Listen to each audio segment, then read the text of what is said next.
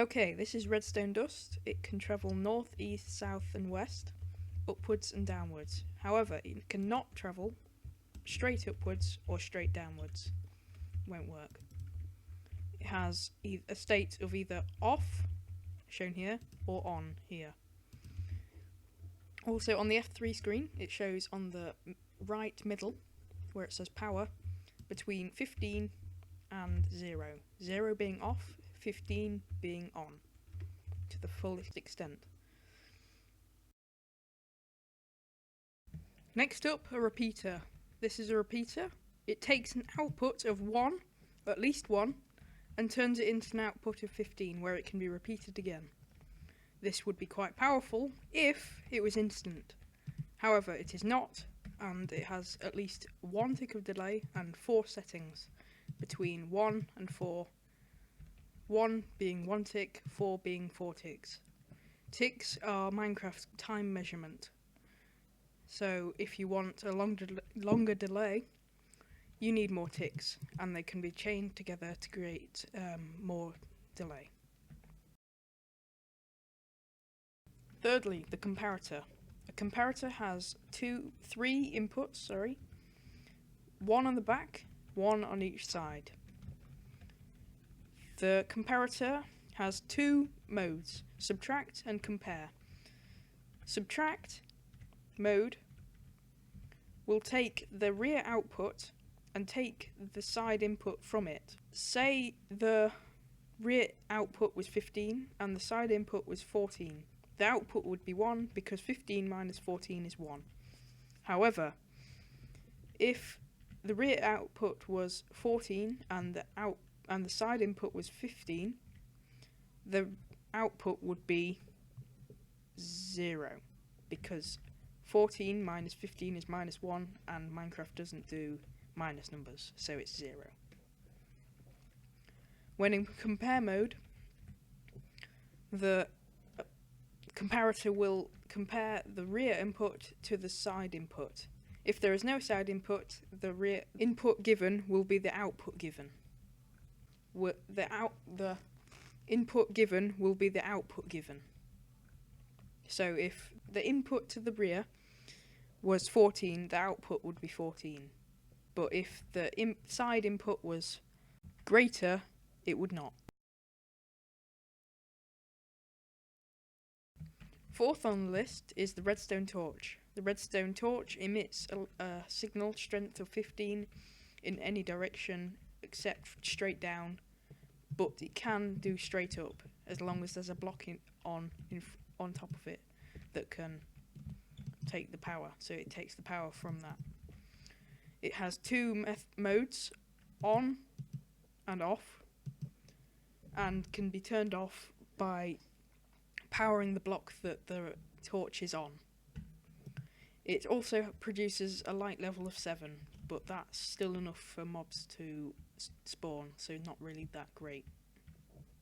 They can also be placed on the side of blocks, such as this example. Fifth on the list is buttons, levers and tripwires. Stone button produces an output of 15 for 10 ticks, whereas a wooden button produces an output of 15 for 15 ticks. A lever produces an output of 15 permanently, unless it's pressed again, like this or this. When it's on, it is on, and when it's clicked again, it is off. Next is the tripwire. When connected with another tripwire with a piece of string, when an entity walks across it, it powers the block that it's on, which can be used for traps.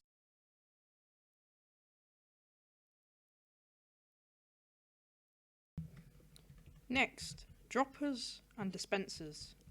Droppers drop an item when activated. That one just dropped a button on the floor. They have a 9-block inventory, which it picks a random slot in its inventory and ejects it. They can push items into other containers with redstone activating them. Dispensers are exactly the same, except they cannot push items into other containers. But what they can do is,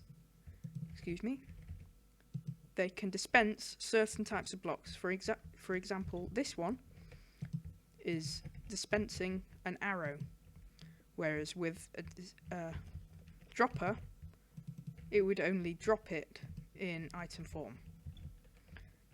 This is useful in traps, and it can also place down water and then pick it up again with an empty bucket. Observers detect updates. They detect them in the block in front of them. When they do, like this, they send out an output through the rear that's a tick long, 2 ticks after the update has happened. This can be chained together to create longer updates of one pulse.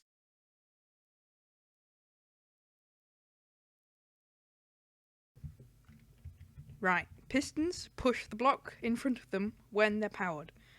The extension takes 2 ticks, and they can push up to 12 blocks.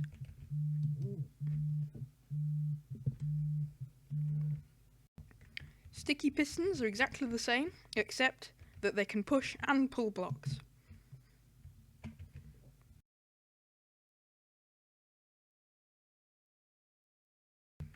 Redstone lamps emit a light level of 15 when powered. They activate instantly, but they take 4 redstone ticks to turn off.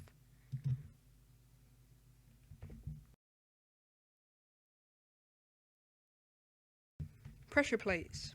Stone pressure plates detect when an entity is on it. It produces an output of 15 as soon as it is activated, but stays on for 5 redstone ticks. Wooden pressure plates are exactly the same, however they detect items and arrows.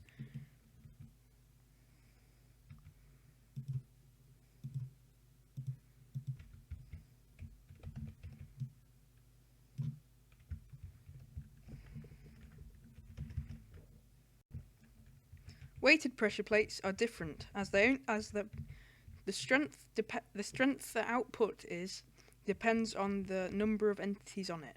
There are 2 types, lightweight and heavyweight. Light goes up 1 to 1, so if 2 entities on it, the signal strength is 2. So 1, 2. The signal strength is 2. However, heavies go up in tens, so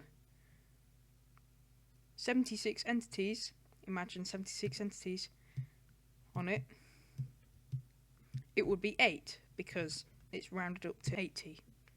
More information about this in the video description.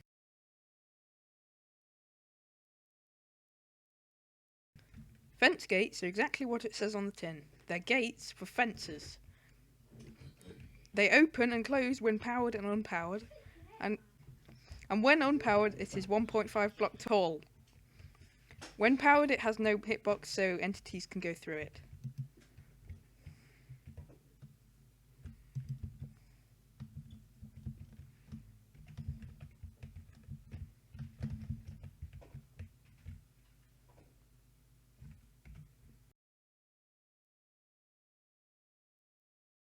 Wooden doors are exactly what you think they are. They're doors made of wood. You can open them with redstone and by hand. And by redstone. Iron doors are exactly the same, except they can't be opened by hand. See, I'm clicking right now, but they can be opened by redstone. Wooden trapdoor are exactly the same as their door counterparts, only just 1 block high. Iron trapdoors are exactly the same as their door counterparts, again, only 1 block tall. You can't open them by hand. Note blocks. This is a note block. They make a note or sound when powered. The note can be changed by right-clicking, and the instrument being played can be changed by the block underneath the note block being changed as well.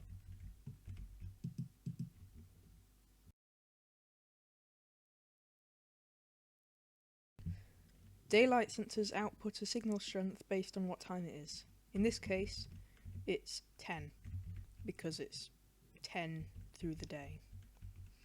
There are 2 modes, night mode and day mode. Day mode measures how far through the day it is, night mode measures how far through the night it is. The power level is 1 through 15.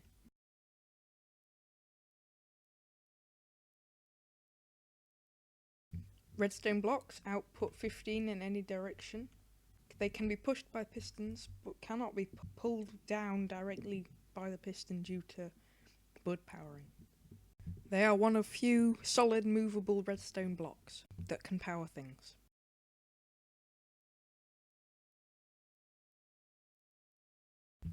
Okay, next up, hoppers.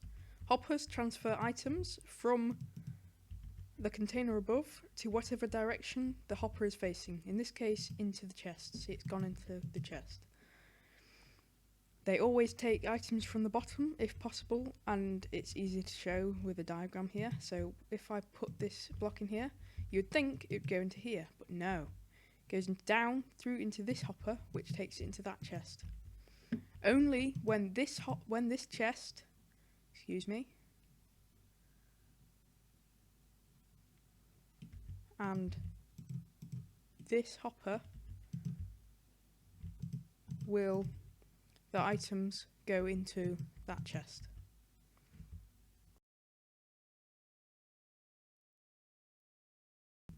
Trap chests. When opened, they produce an output of 1, shown in the repeater on the right. This is a redstone signal of 1, and it can be used to trigger traps and anything you like, really. Thank you for watching. If you enjoyed this video or it helped you out, like it and subscribe for more videos just like this one. I plan to make more of these videos, so hope to see that shortly. Thank you for watching.